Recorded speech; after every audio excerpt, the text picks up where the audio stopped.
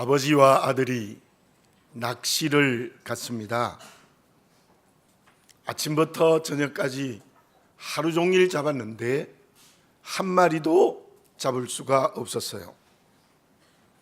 돌아가려고 낚시를 거두는데 아주 큰 물고기가 잡혔습니다. 그런데 그 잡힌 물고기는 알을 가득히 품고 있는 물고기였어요. 그 강에서는 산란하는 어종은 잡지 못하게 되어져 있었습니다.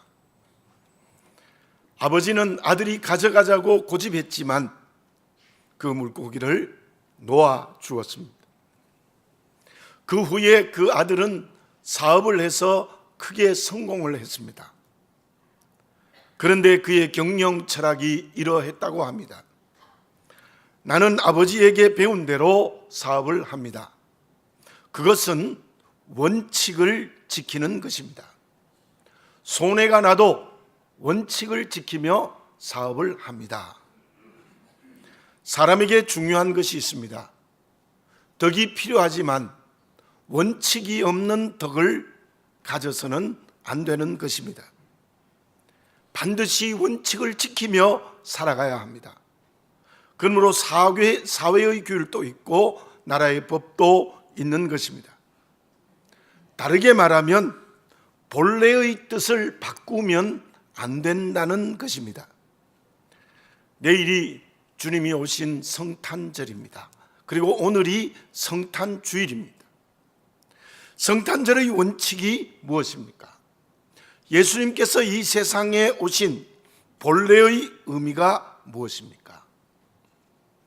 어린아이들은 산타클로스가 와서 선물을 주시기를 기다립니다. 연인들은 이때가 사랑을 고백하는 기회라고 생각합니다.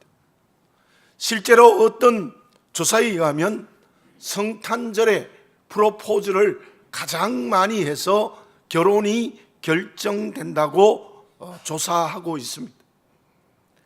장사를 하는 사람들은 이때에 많은 돈을 벌기를 원합니다. 실로 이 성탄절은 선물과 낭만과 그리고 돈을 벌 수 있는 기회이기도 합니다. 그러한 성탄절의 문화를 부인하고 싶은 생각은 전혀 없습니다. 그러나 그것들이 성탄절의 본래의 의미는 아니라는 것입니다. 만약에 믿음을 가지고 살아가는 저와 여러분들이 그러한 문화에만 젖어 있다면 그리스도인이라고 말할 수 없습니다. 주님이 오신 성탄절의 원래의 본래의 뜻이 무엇입니까? 오늘 본문의 말씀 기록 뒤인 11절에 이러한 내용의 말씀이 있습니다. 천사가 목자들에게 한 말입니다. 다윗의 동네에 너희를 위하여 구주가 나셨으니 곧 그리스도 주시니라. 주님은 구원의 주로 오셨습니다. 구주가 나셨으니 성경 말씀입니다. 예수님이 오신 것은 구원의 주로 오셨습니다. 그리스도 주시니라. 주님은 메시아로 오신 것입니다. 예수님이 오신 것은 우리를 구원하시기 위해서 오셨습니다. 그런데 많은 사람들은 그 뜻을 잃어버렸습니다. 재미있는 성탄절, 무엇인가를 바꿔주는, 그리고 사랑을 고백하는 그런 성탄절로 바꾸어버렸지 않았나라는 생각을 해봅니다. 성탄절 새벽에 술에 잔뜩 취한 사람이 집으로 돌아가고 있었습니다. 그때 마침 어떤 교인 집 앞에서 찬양을 하고 있는 모습을 보고 그는 이렇게 말했다고 합니다. 교회에도 성탄절이 있는가? 말도 안 되는 이야기지만 믿음으로 사는 나는 어떻습니까? 성탄절은 재미있는 절기가 어떤 의미에서는 아닙니다. 참으로 기쁜 날입니다. 왜냐하면 주님이 나를 죄와 죽음에서 구원하기 위하여 오셨기 때문입니다. 주님이 나를 죄와 죽음에서 구원하기 위하여 하나님의 자리를 버리고 사람이 되신 날입니다. 지금도 주께서 그리스도의 영인 성령을 통하여서 나와 함께 계셔서 모든 속박에서 자유케 하는 구원의 은혜를 주시고 계십니다. 그러므로 주님이 오신 성탄절은 우리에게 가장 기쁜 날입니다. 그래서 주께서 오신 성탄절이 여러분들에게 가장 참으로 최대의 기쁜 날이 되시는 하나님의 은총이 임재되어지시기 바랍니다. 그러면 주님이 오신 것은 우리를 죄와 죽음에서 구원하기 위하여 오셨다면 이 2017년 성탄절에는 그러한 사람이 누구이겠습니까? 어떤 사람에게 주님이 오셔서 구원하시고 이제도 우리의 속박에서 자유케 하시는 은혜를 허락하시겠습니까? 어느 날 롤렉스 회장인 앙드레 하이니거가 친구와 만나서 차를 마시고 있었습니다. 친구가 물어봅니다. 시계 장사가 잘 되는가? 회장의 얼굴이 일그러지면서 이렇게 말합니다. 그걸 내가 어떻게 알겠는가? 나는 전혀 모르는 일일세.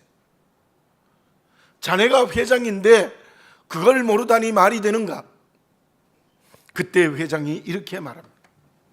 나는 시계 장사가 아니라 보석을 팔고 있다네. 심리학에서 사고의 틀을 프레임이라고 말합니다. 그 회장은 사고의 틀, 즉 프레임을 바꾸고 있는 겁니다. 나는 시계를 파는 것이 아니라 보석을 팔고 있다는 생각의 전환을 하고 있다는 것이지요. 그래서 롤렉스 시계 회사는 지금도 세계 시장에서 한 발자국 앞서 간다고 합니다. 성탄절이 구원의 은혜를 주시는 참으로 기쁜 날이 되기 위하여 나는 어떤 사람이 되어야 합니까? 사고의 틀을 바꾸어야 됩니다. 내가 생각하고 있는 어떤 프레임을 바꾸어야 됩니다. 패러다임의 전환이 있어야 된다는 거예요. 다시 말하면 옛것을 버리고 새로워져야 됩니다. 그것이 오늘 주님이 오신 첫 번째 성탄절에 우리에게 주시는 하나님의 음성은 무엇입니까? 일반적으로 우리는 어떤 생각을 하고 있습니까? 지금 나에게 있는 것 전부 내 소유입니다. 맞습니다. 틀린 말이 아닙니다. 더군다나 내 이름으로 되어 있는 모든 재산 다 내 것이 맞습니다. 나의 수고와 땀으로 얻은 것이기 때문입니다. 그래서 지금 나에게 있는 물질과 지위, 자녀들, 그리고 시간까지도 내 것입니다. 그러한 사고의 틀을 계속 갖고 있다면 기쁜 성탄절이 될 수가 없다는 말입니다. 그 사고의 틀을 바꿔야 됩니다. 그 패러다임을 바꿔야 돼요. 그 프레임을 완전히 180도 전환할 때 올해의 성탄의 기쁨이 있다는 거예요. 2017년 전 주님은 어디에 오셨습니까? 7절을 봉독합니다. 첫 아들을 낳아 강보에 싸서 구유에 누웠으니 이는 여관에 있을 곳이 없음이러라. 여러분들 저를 따라서 한번 해보겠습니다. 구유에 누웠으니 이는 여관에 있을 곳이 없음이러라. 아멘입니다. 여관은 어떤 곳입니까? 1절과 2절을 읽어보면 그때 호적하기 위하여 많은 사람들이 고향인 베들레헴에 왔습니다. 기록을 보면 여관의 숙박비가 몇 배나 뛰었다고 합니다. 그렇다면 그때 여관은 어떤 곳입니까? 본래의 숙박비보다 더 많이 받는 곳이었습니다. 물질의 이득이 생기는 곳입니다. 정상적인 거래가 아니라 비정상적인 거래가 이루어지는 구조적 문제가 있는 곳이 여관입니다. 그렇다면 오늘 우리에게 여관과 같은 마음은 어떤 것일까요? 앞에서 말씀드린 대로 물질이 나의 소유가 되어 있는 사람입니다. 뿐만 아니라 그 물질을 위하여서는 어떤 방법이라도 동원하는 사람들입니다. 물질의 종이 되어져 버렸습니다. 다시 말씀드리면 물질이 우상이 되어 있는 사람을 말합니다. 그것은 오늘 본문의 말씀이 말씀하고 있는 물질만 아닙니다. 지위도 그렇습니다. 권력 자체가 물질처럼 나쁜 것은 절대로 아닙니다. 그런데 그 권력을 위하여는 어떤 방법이라도 동원하는 사람은 여관입니다. 주어진 권력을 가지고 하나님의 영광을 위하여 전혀 사용하지 않습니다. 사람을 사랑하는 데 사용하지 않습니다. 언제나 자기 욕심을 채우는 데 급급합니다. 그 사람은 여관. 또한 시간을 낭비하는 사람도 여관입니다. 시간은 하나님이 주신 은혜입니다. 그런데 그 시간을 이기적인 데 사용하고 세속화의 길을 걸은 데 사용하다면 그 사람은 분명히 여관입니다. 여러분, 저를 포함해서 과연 내 인격과 삶이 여관이 되어져 있지 않습니까? 물질은 내 것이에요. 그 물질을 위해서는 모든 방법을 다 동원하지 않습니까? 지위도 내 것이에요. 그 지위를 위하여 구조학의 세계에 서슴없이 뛰어들고 있지 않습니까? 시간도 전부 자기 욕심을 위하여, 세속화의 길을 위하여 쾌락을 하는 데 사용하지 않습니까? 여관입니다. 거기에 주님이 오시지 않습니다. 그 사람은 성탄의 기쁨을 느낄 수가 없습니다. 세상의 재미로 사는 사람이죠. 구유는 어떤 곳입니까? 말들이 사는 곳입니다. 자랑할 것이 없습니다. 그곳에 돈 자랑, 권력 자랑, 자식 자랑, 잘났다고 자랑하는 것 전혀 없습니다. 자랑이 없을 뿐만 아니라 아무것도 소유하지 않은 가난한 마음이 되는 사람입니다. 오늘의 구유는 어떤 사람입니까? 물질의 많고 적음, 지위의 높고 낮음을 말하는 것이 아닙니다. 문제는 그 모든 것이 하나님이 주인이라는 믿음을 가지고 있습니다. 내 것이 아니고 하나님의 뜻대로 사용할 가치라고 생각합니다. 그 사람은 구유입니다. 그렇게 되면 물질과 지위, 시간 전부 하나님의 뜻대로 사용합니다. 절대로 내 뜻대로 사용하지 않습니다. 그 구유가 세속적인 욕심을 버린 가난한 마음입니다. 구유는 주님의 마음이죠. 하나님의 자리를 버리고 사람이 되시되 참으로 종이 되신 겸손, 그 주님이 구유이십니다. 누가 이 성탄의 기쁨을 누릴 수 있겠습니까? 여관이 아니라 구유가 되어야 합니다. 왜냐하면 여관에는 주님이 오시지 않습니다. 구유에 오시기 때문입니다. 주님 없는 성탄절은 아무런 의미가 없습니다. 주님이 오실 때 여관과 구유로 대표되는 사람들이 있습니다. 헤롯을 보십시오. 그는 대왕이라는 칭호를 받을 정도로 절대 권력을 가졌습니다. 그는 권력의 노예였습니다. 그 권력이 빼앗길까봐 그 지위 때문에 주님을 죽이려고 했습니다. 그 때문에 베들레헴 지경에 있는 2살 아래의 유아를 학살했습니다. 그러나 목자들은 어떻습니까? 그들은 실제로 아무것도 소유하지 않는 땅의 사람들이었습니다. 성탄의 기쁨은 그들의 것이었습니다. 주님의 오심을 만나는 축복을 받았습니다. 천사의 찬양을 들었습니다. 지극히 높은 곳에서는 하나님께 영광이요 땅에서는 하나님의 기뻐하신 사람들 중에 평화로다. 실로 목자들은 구유였습니다. 나는 헤롯입니까? 목자입니까? 목자이라면 구유입니다. 그 사람에게 주님이 지금 오셔서 함께 하시는 축복을 허락해 줄 줄로 믿습니다. 헤롯이 아닙니까? 무엇인지 내 것이라고 움켜쥐고 있지 않습니까? 그리고 그것을 자랑하고 있지 않습니다. 내 것이라고 온갖 불의한 방법을 동원해서라도 그 자리, 그 물질을 지키고 소유해야 된다고 생각하지 않습니까? 기억하십시오. 헤롯이 하나님의 심판의 대상이 되는 것처럼 그 사람은 하나님의 심판의 대상이 됩니다. 내일 주님이 오시는데 아직도 여관이라는 사고의 틀, 프레임, 패러다임을 그대로 가지고 있지 않습니까? 오늘 성탄주일 예배를 드리면서 그러한 일상을 바꾸시는 성령을 체험하시기를 바라겠습니다. 회개하시기 바랍니다. 구유의 사고의 틀로 변화되시기 바랍니다. 바울은 율법의 틀을 가지고 있었습니다. 그 율법으로 자기 공로를 자랑했습니다. 그리고 복음으로 사는 사람들을 박해했습니다. 심지어 돌로 치고 죽이는 데 앞장섰습니다. 그는 실로 여관의 대표격인 사람이었습니다. 그러나 담에게 있어서 주님을 만났습니다. 180도 돌아서는 회개가 그에게 일어났습니다. 구유로 바뀐 것입니다. 그때 하나님이 그분을 얼마나 귀하게 쓰는 그릇이 되었다는 것을 우리는 너무나 잘 알고 있습니다.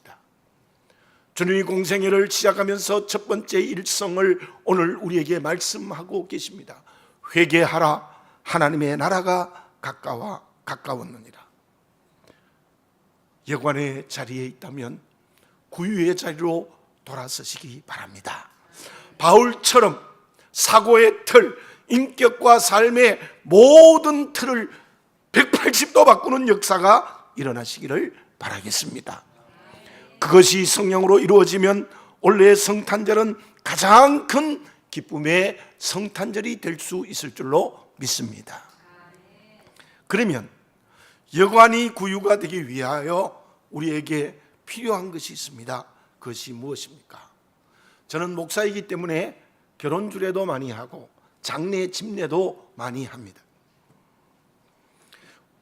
우리 교회 교인이면 제가 입관식에 직접 참여를 합니다. 그리고 관에 모시기 전에 유족들이 이제 얼굴을 돌아가면서 보면서 마지막 인사를 하는데 저도 얼굴을 만져봅니다. 집사님, 천국에서 만납시다. 그런데 그때마다 느끼는 것이 있습니다. 육신의 생명이 끊어진 사람은 얼굴에 핏기가 전혀 없습니다. 그리고 여러분들이 만져보신 분은 아시겠지만 그 시신을 만져보면 너무나 차갑습니다. 온기가 전혀 없습니다. 얼음보다도 차갑습니다. 제 손이 놀랄 정도입니다. 생명이 끝나면 핏기도 없어지고 온기도 전혀 없어집니다. 그런데 아기들을 한번 보십시오. 얼음보다 온도가 더 높다고 해요. 따뜻합니다. 왕성하게 움직입니다. 아마 어른이 그만큼 움직이면 피곤해서 견딜 수가 없을 거예요. 잠시도 가만히 있지 않습니다. 왜 그렇습니까? 아기에게는 생명이 약동하고 있기 때문에. 누가 여관이고 누가 구유입니까? 주님은 요한복음 10장 10절에서 이러한 말씀을 하셨다는 것을 다시 소개해 드립니다. 내가 온 것은 너희로 생명을 얻고 그 생명을 풍성하게 하기 위함이라. 주님이 오시는 구유는 생명이 있어야 합니다. 영적인 생명이 없으면 그 사람은 여관이고 그 사람의 영은 죽었습니다. 핏기가 없습니다. 영적인 생명이 없으면 그 사람의 육체가 살아있어도 죽은 사람. 영적인 생명이 있어야 합니다. 영적인 생명이 풍성해져서 살아 움직이는 그릇이 되시기를 바라겠습니다. 그 사람이 구유가 되는 것입니다. 그 사람에게 주님은 언제나 오셔서 함께해 주시는 것입니다. 동방박사들을 봅시다. 그들이 어떻게 먼 나라에서 별을 따라 베들레헴까지 왔겠습니까? 그리고 최상의 선물인 황금과 유향과 모략을 가지고 왔겠습니까? 그들에게는 생명이 있었습니다. 마지막 돌아갈 때 성령의 고지를 받았다는 것을 볼 때 그들은 생명이 풍성했습니다. 그 영적인 생명이 있어서 성령의 고지를 받아 다른 길로 돌아갔다는 것입니다. 생명이 없었으면 생업을 그만두고 주님께 와서 황금과 유향과 모략을 드릴 수 있었겠습니까? 앞에서 말씀드린 대로 헤롯은 영적 생명이 전혀 없었습니다. 그는 권력도 있었고 펄펄 뛰는 육체의 생명이 있었는지 몰라도 영적 생명은 죽었습니다. 그렇다면 영적 생명이 풍성해지기 위해서 어떻게 해야 합니까? 그것은 경건의 훈련을 해야 합니다. 끊임없이 기도하고 말씀하는 훈련을 해야 됩니다. 그런데 오늘 제가 여러분에게 경건의 기본이 무엇인가를 말씀드리겠습니다. 경건의 기본은 주일 예배를 드리는 것입니다. 주일 예배를 드리는 것은 말씀에 먼저 순종하고 사계명을 지키는 것이고 하나님의 명령을 먼저 지키는 것입니다. 그리고 그 예배 속에 말씀이 있고 기도가 있고 찬양이 있고 물질을 드립니다. 그것이 경건의 출발입니다.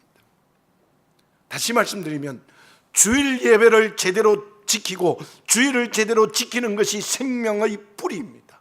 기억하십시오. 주일 예배를 소홀히 하고 아무렇게나 빼먹는 사람은 생명을 점점 더 잃게 되는 겁니다. 그 생명을 잃으면 나도 모르게 여간이 되어져 갑니다. 다시 말하면 세속화되어진다는 것입니다. 올해 다음 한 주일 남았습니다. 2018년 52번의 주일이 우리를 기다리고 있습니다. 이번에도 오늘과 내일이 주일이어서 금요일 날 공항에 사람들이 엄청나게 많았다는 뉴스를 제가 봤어요. 성탄절에 교회를 안 가고 놀러를 가요? 그게 말이 되는 겁니까? 주님 앞에. 그게 주님 앞에 말이 되는 거예요. 여러분 기억하십시오. 주일 예배를 제대로 드리지 않으면 생명이 죽습니다. 생명이 죽습니다. 보십시오. 직접 체험해 보십시오. 그리고 부모된 여러분들에게 말씀드립니다. 자녀들에게 머리가 크면요 신앙교육이 안 돼요. 대학만 가도 안 돼요. 정말 어쩌면 태중에 있을 때가 제일 좋은 신앙의 교육의 기회예요. 여러분들 제가 한번 텔레비전을 보니까요 그 엄마가 오케스트라에 첼로를 연주하는 연주자였어요. 아기를 가지고 늘 그 오케스트라에 그 연주를 했거든요. 아기가 태어나니까요 지휘를 기가 막히게 하는 거예요. 3살 된 아이가 거의 틀리지 않을 정도로 고전음악을 좋아하고 지휘를 하는 거예요. 이게 사실입니다. 사실이에요.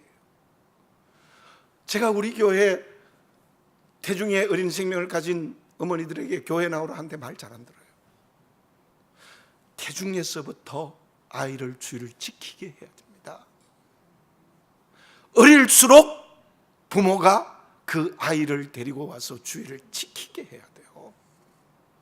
유치부, 아동부, 중고등부까지는 어쩌면 가능합니다. 또 제가 보면요 수험생이면 아예 안 나와요. 교회 아예. 기억하십시오. 아기 때부터 계속해서 주일을 지키지 않으면 그 아이 생명을 죽이는 겁니다. 생명을 죽이는 거예요. 정말 제대로 주일을 지키면 생명이 저절로 풍성해지는 거예요. 제가 수험생 가진 부모하고 내기 한번 해봤으면 좋겠어요. 주일을 제대로 지키고 공부하는 것과 주일을 안 지키고 공부하는 결과가 어떻게 되는가? 여러분, 제가 쌓였던 마음을 고백하는 겁니다. 여러분들. 연말이 되어서 내가 먼저 주일을 제대로 지켜야 생명이 풍성해져요. 그리고 교육하는 어린 생명 어릴수록 태중에 있을수록 주일을 제대로 지키는 것이 그 아이의 생명을 살리는 것이고 그 자녀를 사랑하는 것입니다. 주일을 제대로 지키십시오. 그리고 예배를 제대로 드리시기 바랍니다.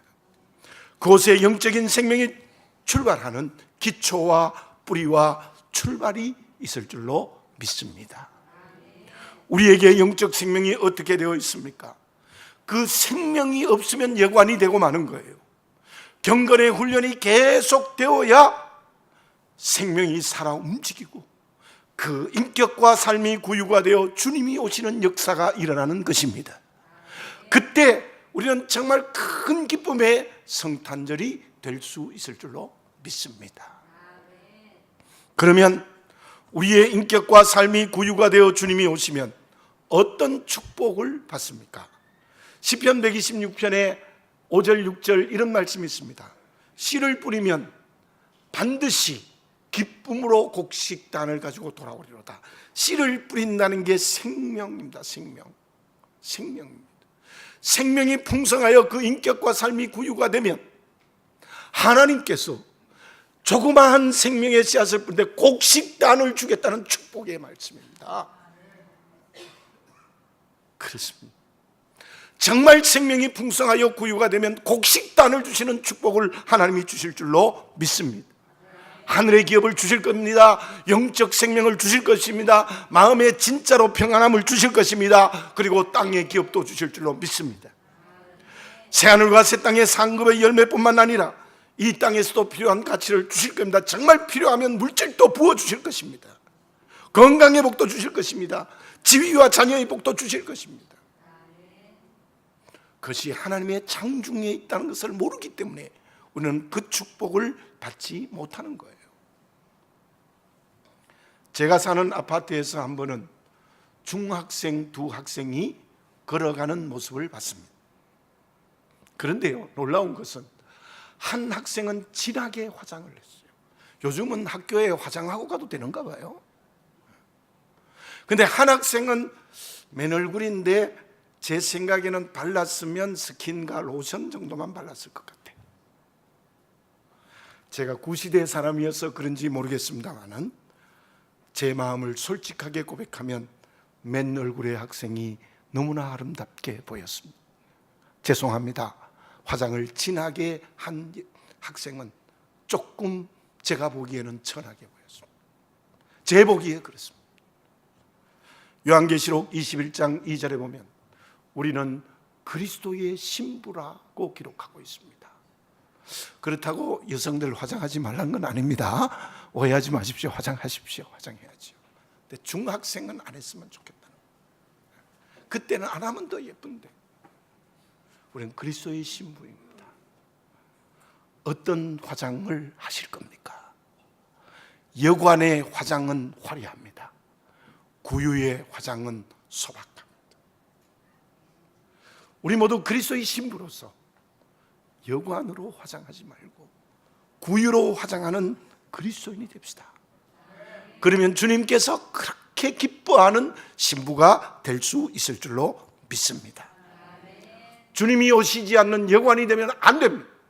27년 성탄절에 주님이 오시는 구유가 되시는 역사가 일어나시기 바라겠습니다. 그 마음의 결단이 오늘 성령으로 새로워지면 내일 성탄절의 또 칸타타를 통하여서 예배를 드리는 성탄절이 너무나 기쁜 은혜의 성탄절이 될 수 있을 줄로 믿습니다. 기도드리겠습니다. 사랑하는 아버지 하나님, 다시 한번 나를 보게 해 주시옵소서. 진정 내 인격과 마음과 삶이 구유가 되어 있는지 여관이 아닌지, 성령께서 내 마음에 찾아와 주셔서 그리스도의 영이 나를 강건케 해 주시어서 여관을 버리고 구유와 같은 인격과 삶이 될 수 있도록 하나님 허락하시고 우리는 그 선택의 결단의 응답을 새롭게 하는 이 시간 되게 하여 주시옵소서. 돌아서게 해 주시옵소서.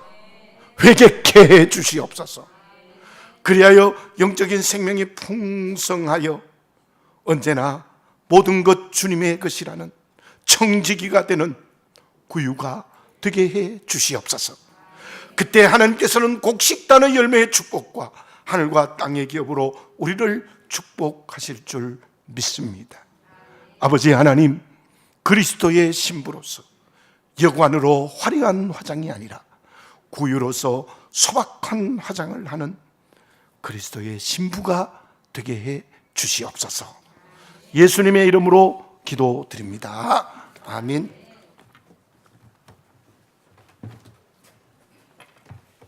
찬송가 119장으로 하나님께 찬양을 올려드리겠습니다.